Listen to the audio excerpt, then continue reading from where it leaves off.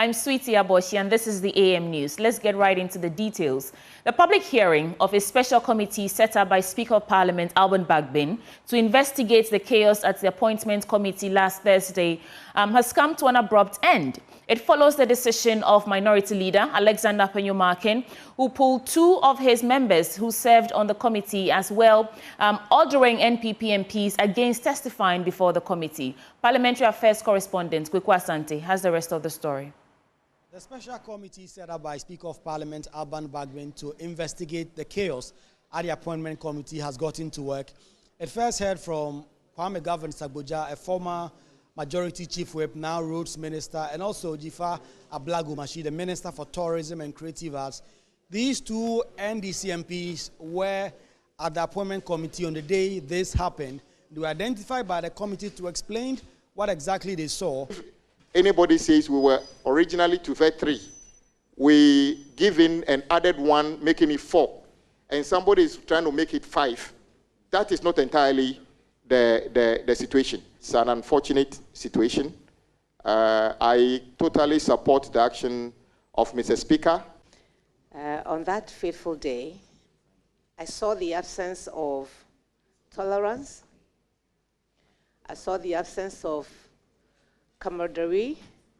I saw the absence of the respect for this institution called the Parliament of Ghana. The first Deputy Speaker and Chairman of the Appointment Committee, Bernard Ahiafo, also took his turn before the committee. In his testimony, he repeated claims he has made in the media that it would appear that the Minority Leader, Alexander Afenyo-Markin, incited his colleagues to behave the way they did at the committee. Asked the Minister designate for Health to take his seat. It was there that I realized that we are tired, we will not do Honorable Akando. Akando will not be vetted today in a very rowdy manner. I heard the Minority Leader requesting that they should call some people into the vetting room.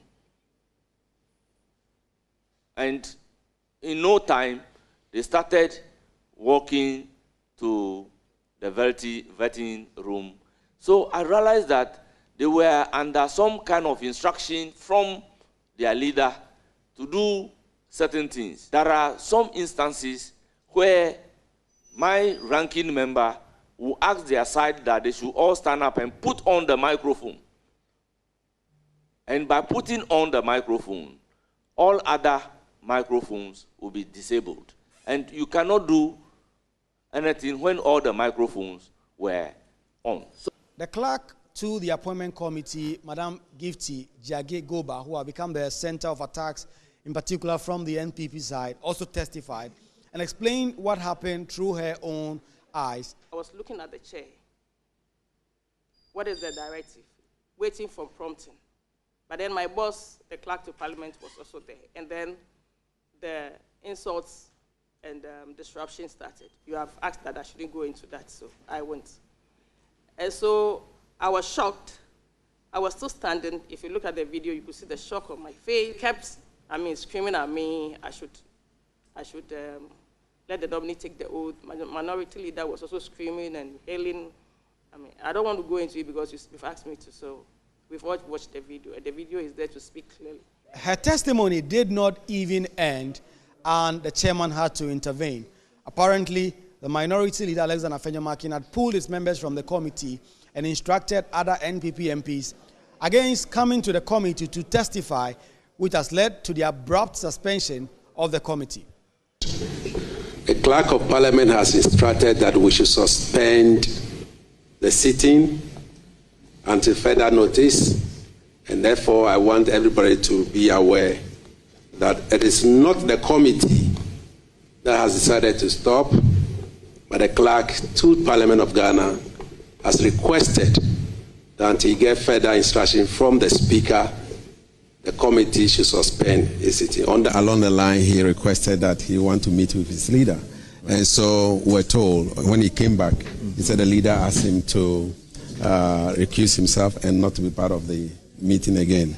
We had one of the witnesses from the other side who was coming, and later on sent a text message that he will not come again because his leader said he should not come. The committee now expects to get further guidance and directives from the Speaker of Parliament, who we understand now is currently out of the country, and that will inform the way forward as whether or not the committee will proceed to do further work or completely truncate the work it has done so far. Reporting for Joy News, Kweku Asante, Parliament House, Accra. Residents of Ablekuma North constituency are calling for restraint as both Irabna Obin and Ikuefriye have erected billboards claiming victory. The Electoral Commission has yet to declare the final results of the Ablekuma North election after several failed attempts to conclude the collation process, which had been marred with violence. But before the EC could proceed any further, both candidates have erected billboards thanking constituents for electing them. James Aveji visited the constituency and filed this report. This is Kwashiman traffic light at the heart of Ablekuma North constituency. Now, 2 months ago, a constituent went to the polls just as anyone across all other constituencies in the country to elect both presidential and parliamentary candidates. But 2 months on, they are yet to get a representation in parliament. That is because the Electoral Commission, after several attempts, is still yet to declare a final winner of the parliamentary elections in this particular constituency.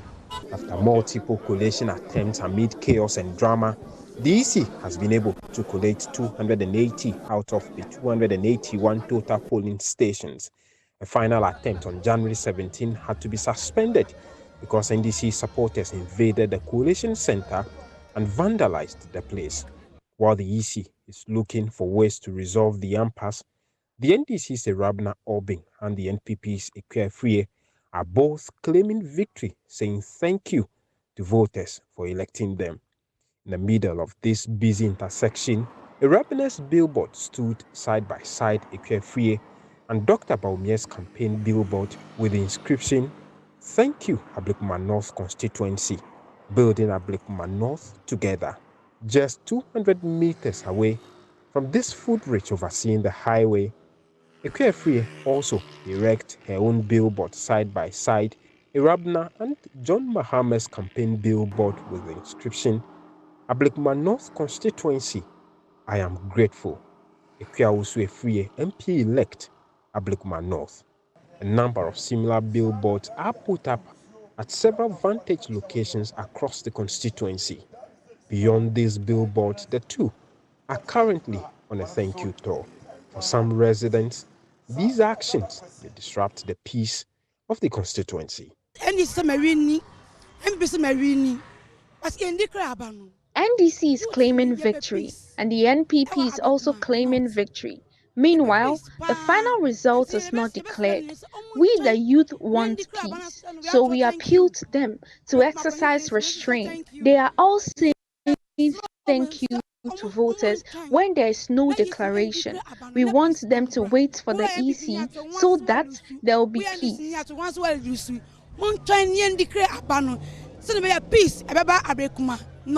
Others also believe the EC's delay is not only denying them representation in Parliament, but development as well. The Electoral Commission has to work on this to declare the winner for the voters to know who their leader is, because when it comes to development, it's the leader who will lobby for development from the government and bring it to the constituency. So now, as Ablekuma North, they are orphans, they don't know where to go or who to talk to. It's not a good thing at all for Ablekuma North. It is still unclear how long the constituents of Ablekuma North would have to wait to get representation in the House of Legislature. From Ablekuma North constituency here in Accra, I am James Aveji for Joy News. Away from that, a team of researchers from the Kwame Nkrumah University of Science and Technology has unveiled an innovative and sustainable method for producing high-performance batteries using taro, that is cocoa or brobe peels. Now, this cost-effective and environmentally friendly process has the potential to revolutionize the energy storage industry. The innovation, highlighted in the journal Energy Storage, utilizes advanced scientific processes to convert taro peels into activated carbon with enhanced performance. Dr. Daniel Inframa Ampong, the lead researcher and a member of the KNUST Center for Engineering Materials Research, explained their approach, and there's more in this report. We carried out a project using local available material, that is waste, to make energy storage material. We synthesize activated carbon from taro, which is locally known as brobe or sukoko in our local dialect. With this material, it contains some properties or functional groups that we perceived would enhance the properties of storage devices. The commercially available activated carbons that we have or that is in the market are usually synthesized from chemicals that are toxic, they are hazardous, and some of them, even the synthesis route is cumbersome and expensive. So we decided to come down to our level and then use the process that we use for producing charcoal in our villages. So in our villages, what they do is that they have the log and then they pack the log, wheat on it, and then cover it with sand. The purpose of doing that is to create some enabling environment to prevent it from turning into ash. So we also mimic the same principle. We use, in the lab, we have crucibles. So we use the crucibles, we embedded one in the other, and then we put sand on it to mimic the processes that we use to produce the charcoal. And at the end, we were able to synthesize the activated carbon, which had similar properties to the commercially available activated carbon that is in the market. So with that, we tested its electrochemical performance using 3 electrode system and then the 2 electrode systems. So we have cells that we use in our batteries. So we try to produce the cells so that we can test the applications in the real life environment. So I have a flameless candle which operates with a 3-volt battery. So I also used my cell in order to check whether it can perform the function of the commercial batteries that we have. And then when I tested, it was able to operate for some minutes, even after cycling. So cycling, basically, we want to, for our phones and then our laptops, what we do is we charge, and then we use it for some time. When the battery dies or when the battery is low, then we charge again. So we did the same thing for the cell. After we tested for some time, 10,000 cycles, I took the cell out and then also tested using the flameless bulb to check whether it can work. And it still worked for about 1.5 hours after we did that. So there has been a lot of development in trying to use these bio-waste material mostly to derive our carbon. The plan is we want to get some eco-friendly way of creating energy. And this is what we are looking at in our lab. I mean, going forward, we know that there is an opportunity in this area. If we build on the expertise, then we can now look at how to scale it up and how to make an impact. We are a little bit far from building our own batteries, but we are close to understanding how we can do these things. Over a month after the Kantamanto fire, traders have managed to erect their wooden stalls, but they remain empty due to a lack of funds. According to the traders, they've not received any financial support from their leaders, despite donations from philanthropists.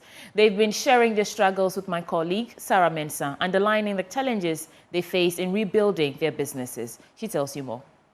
Lost 1.6 billion. I have 2 warehouses, all is bent. We haven't received anything. Me, I haven't received any donation. Minimum 117 base. Nini na shimenya bakumpo. Omaji GS, say minimum sister moji 15 million. This is how they've been managing since the fire engulfed their shops a little over a month ago.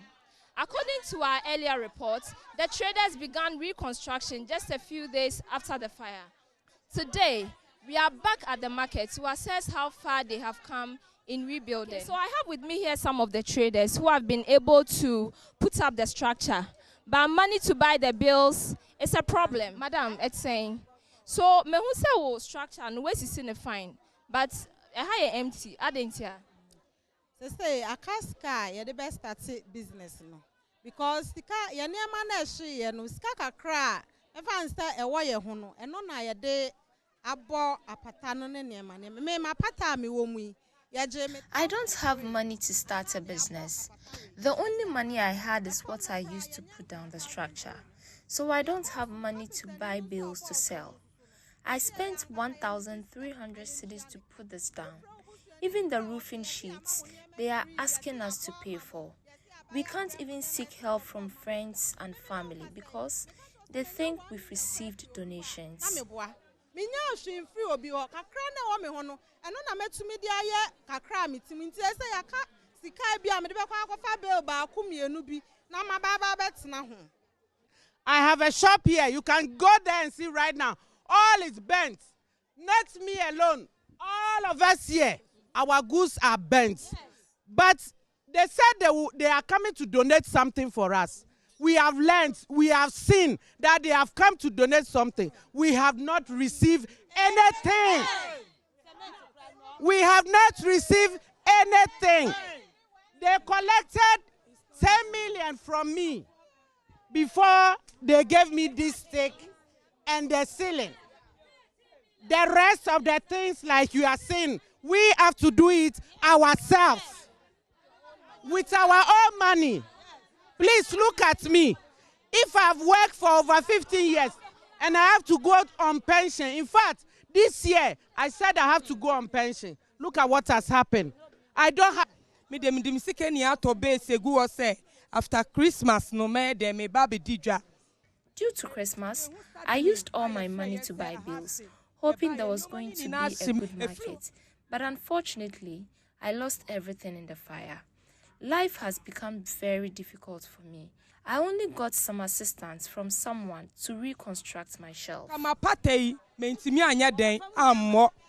So we are currently here with the chairman of Railway Number 2, Mr. Akoto Boate. I know that you've received some donation from philanthropists. Cheddar is one of them.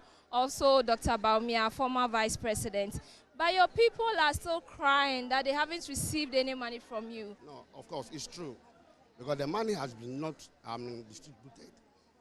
All the money, we are going to create what do you call it, account before sharing it.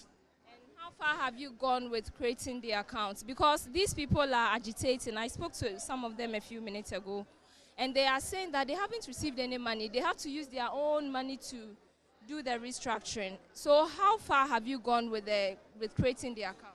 We are all combined ourselves. All the situations have become into compromise. So we have executive members who are those going to open the accounts. After the accounts, then we will come to share the money for those people who have been, have to share to them. Okay, so why do you think it's necessary to open an account before distributing the monies to them? We always query for that. Because we have, as at now, if you enter inside, you don't have even a penny to pay, a carpenters. This is where we are right now.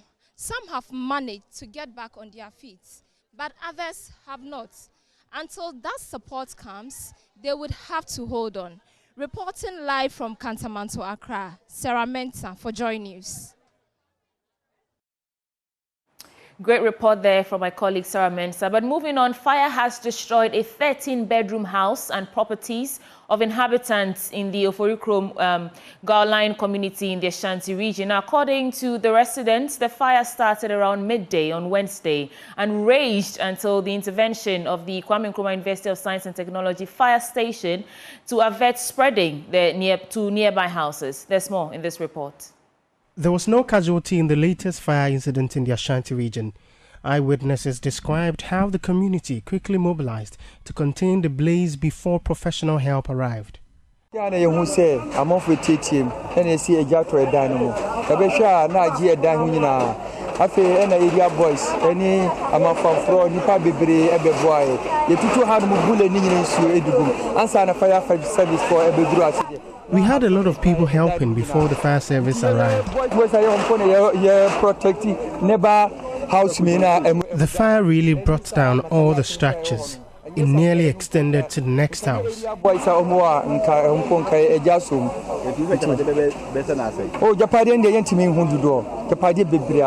We cannot count our losses in this extensive fire. For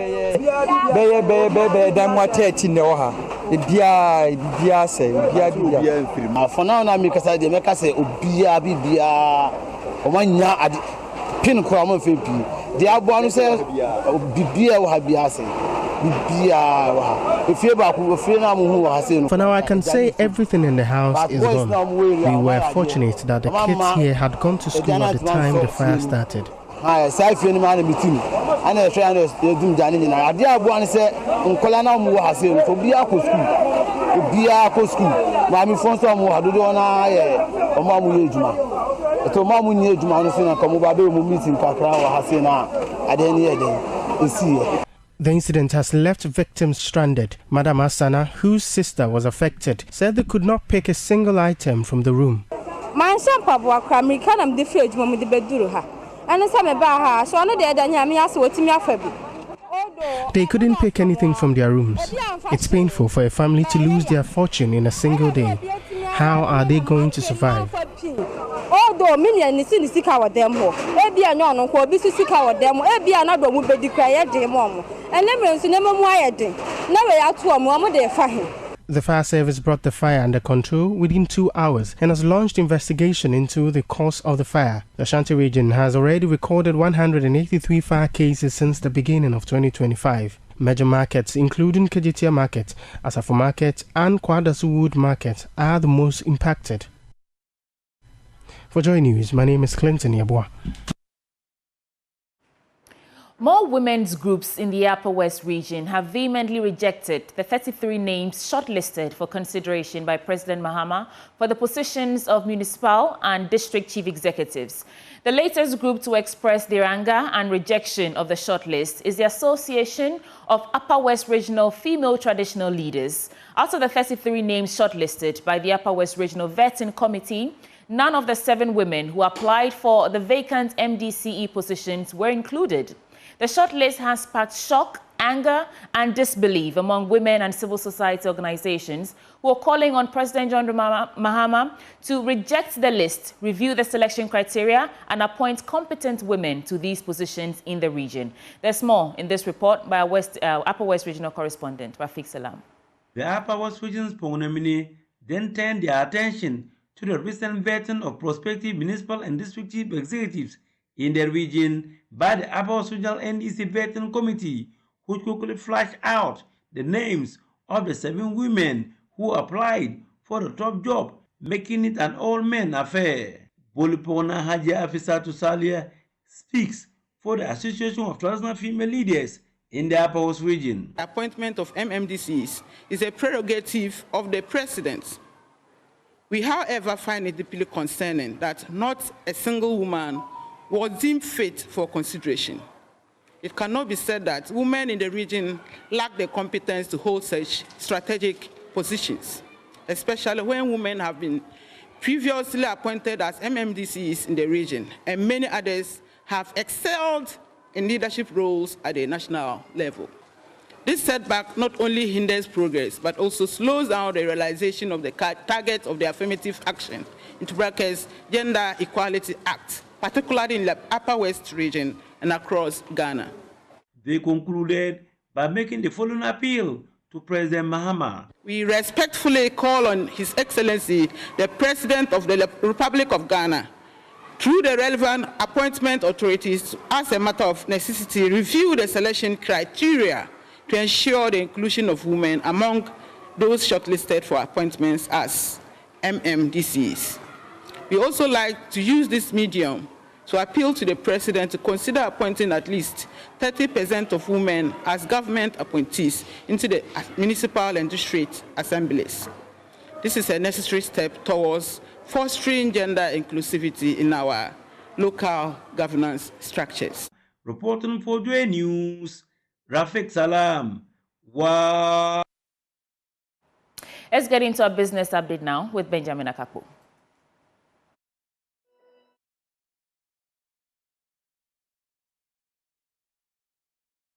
Thank you for staying for business. To kickstart matters, let's head into our currency market.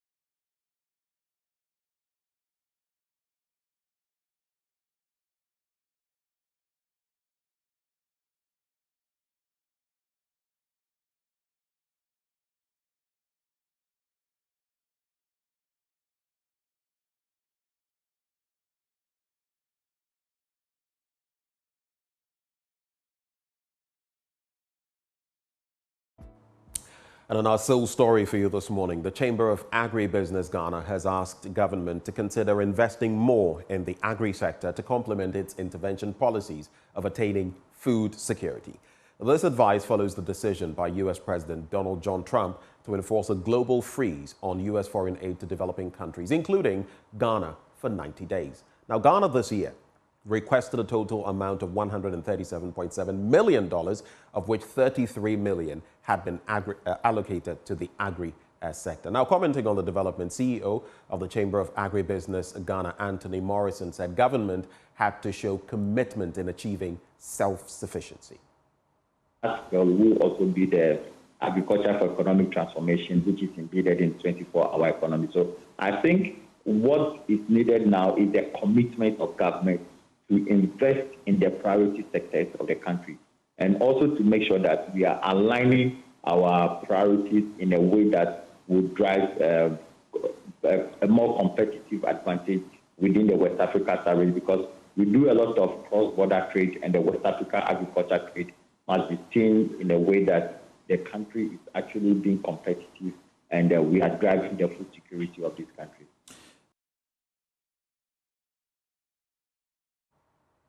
Let's head into our commodities market now.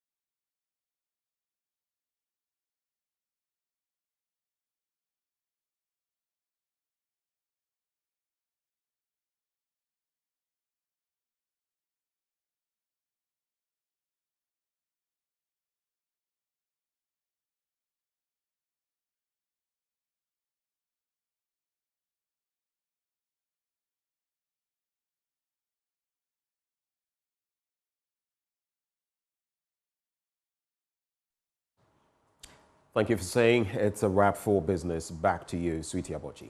That's it for the AM News Bulletin on the AM Show. Let's get into our news review now, because Kwesi Kwating, former PRO for the Ministry of Education, joins us, as well as Benjamin Kofi Kwashi, Chairman, NDC Council of Elders, South Africa. Please stay. We'll be right back.